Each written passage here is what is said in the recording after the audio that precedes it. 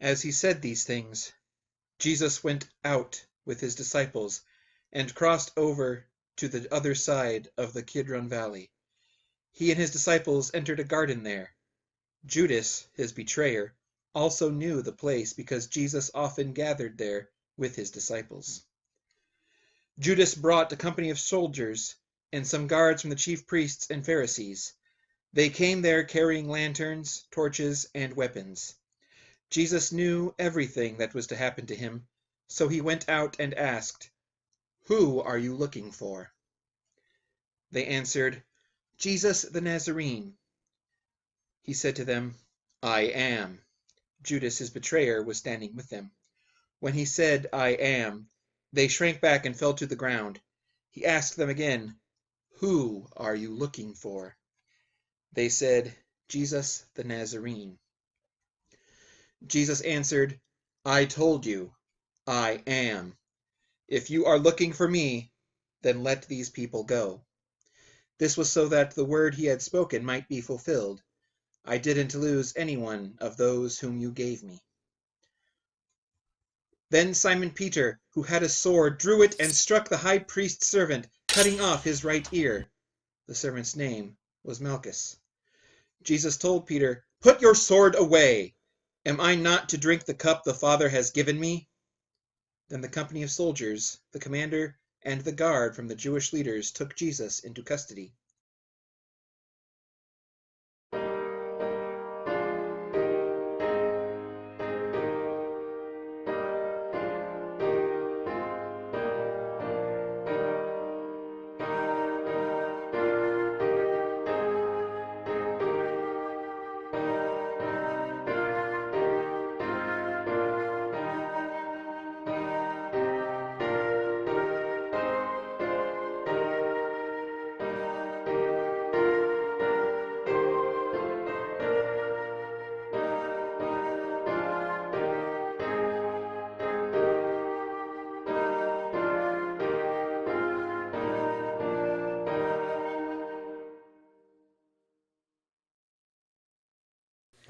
Caiaphas was the one who had advised the Jewish leaders that it was better for one person to die for the people. Simon Peter and another disciple followed Jesus because this other disciple was known to the high priest. He went with Jesus into the high priest's courtyard. However, Peter stood outside near the gate. Then the other disciple, the one known to the high priest, came out and spoke to the woman stationed at the gate, and she brought Peter in.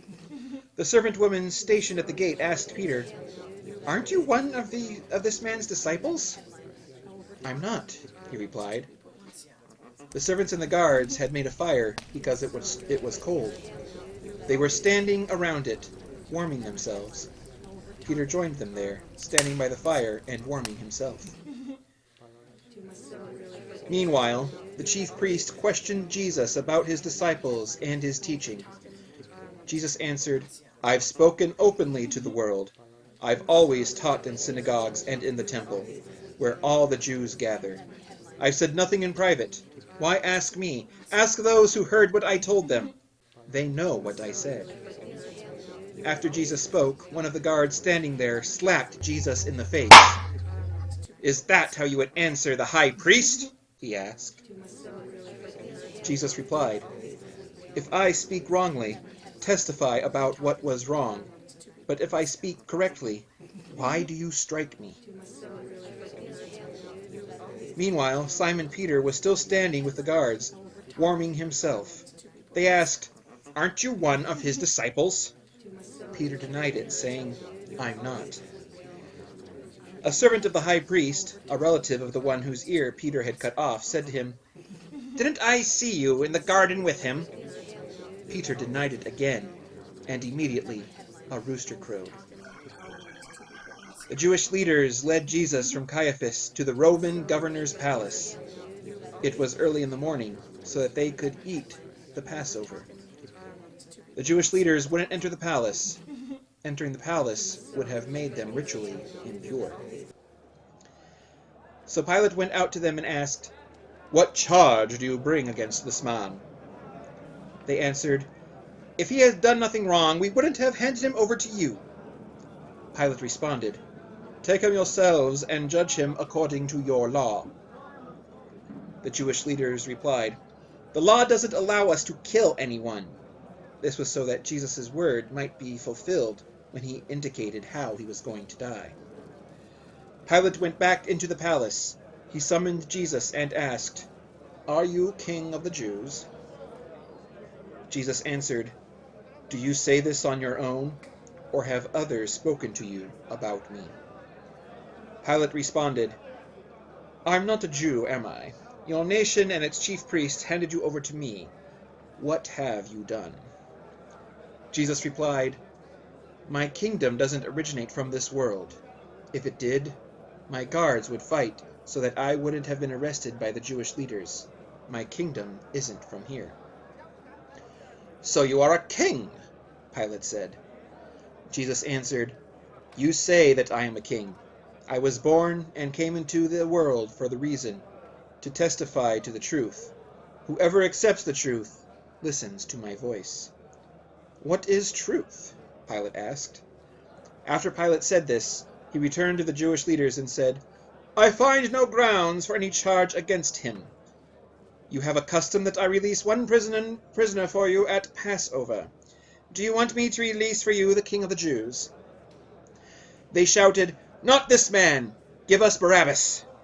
Barabbas was an outlaw. Then Pilate had Jesus taken and whipped. The soldiers twisted together a crown of thorns and put it on his head, and dressed him in a purple robe.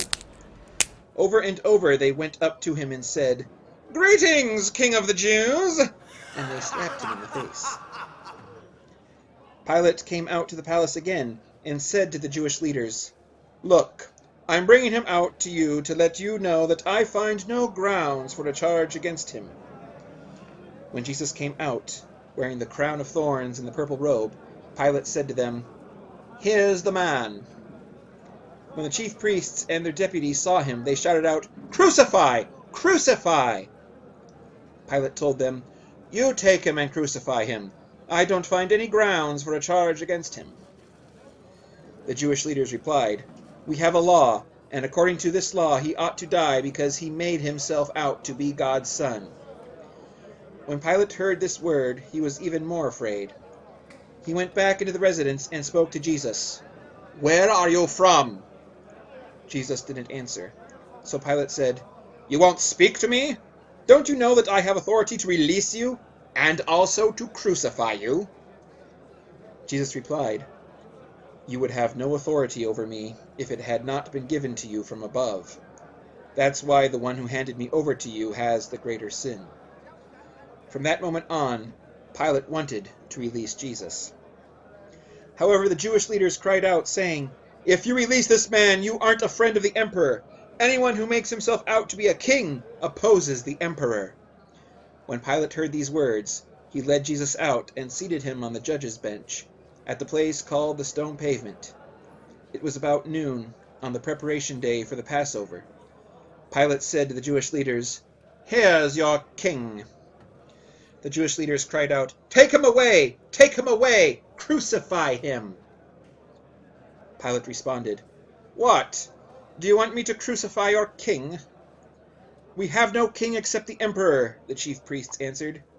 Then Pilate handed Jesus over to be crucified.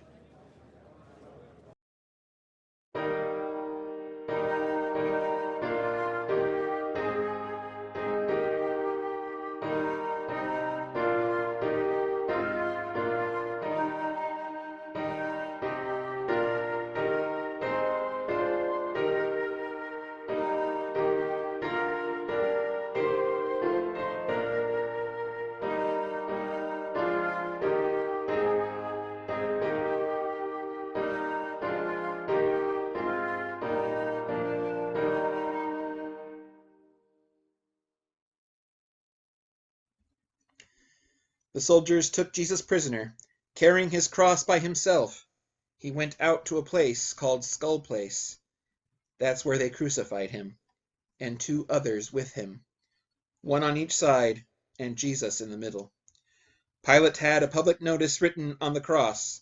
It read, "Jesus the Nazarene, the King of the Jews. Many of the Jews read the sign, for the place where Jesus was crucified was near the city, and it was written in Aramaic, Latin, and Greek. Therefore the Jewish chief priests complained to Pilate, "Don't write the King of the Jews, but this man said, 'I am King of the Jews.'" Pilate answered, "What I have written, I have written." When the soldiers crucified Jesus, they took his clothes and his sandals and divided them into 4 shares, one for each soldier. His shirt was seamless, woven as one piece from the top to the bottom. They said to each other, "Let's not tear it. Let's cast lots to see who will get it." This was to fulfill the scripture, "They divided my clothes among themselves, and they cast lots for my clothing." That's what the soldiers did. Jesus' mother and his mother's sister, Mary, the wife of Clopas, and Mary Magdalene, stood near the cross. When Jesus saw his mother and the disciple whom he loved standing nearby, he said to his mother, "Woman, here is your son." Then he said to the disciple, "Here is your mother." And from that time on, this disciple took her into his home. After this, knowing that everything was already completed, in order to fulfill the scripture, Jesus said, "I am thirsty." A jar full of sour wine was nearby, so the soldiers soaked a sponge in it, placed it on a hyssop branch, and held it up to his lips. When he had received the sour wine, Jesus said, "It is completed." Bowing his head, he gave up his life. It was the preparation day, and the Jewish leaders didn't want the bodies to remain on the cross on the Sabbath, especially since that Sabbath was an important day. So they asked Pilate to have the legs of those crucified broken and the bodies taken down. Therefore, the soldiers came and broke the legs of the 2 men who were crucified with Jesus. When they came to Jesus, they saw that he was already dead, so they didn't break his legs. However, one of the soldiers pierced his side with a spear, and immediately blood and water came out. The one who saw this has testified, and his testimony is true. He knows that he speaks the truth, and he has testified so that you can also believe. These things happen to fulfill the scripture, "They won't break any of his bones." And another scripture says, "They will look at him whom they have pierced." After this, Joseph of Arimathea asked Pilate if he could take away the body of Jesus. Joseph was a disciple of Jesus, but a secret one because he feared the Jewish authorities. Pilate gave him permission, so he came and took the body away. Nicodemus, the one who at first had come to Jesus at night, was there too. He brought a mixture of myrrh and aloe, nearly 75 pounds in all. Following Jewish burial customs, they took Jesus' body and wrapped it, with the spices, in linen cloths. There was a garden in the place where Jesus was crucified, and in the garden was a new tomb, in which no one had ever been laid. Because it was the Jewish preparation day and the tomb was nearby, they laid Jesus in it.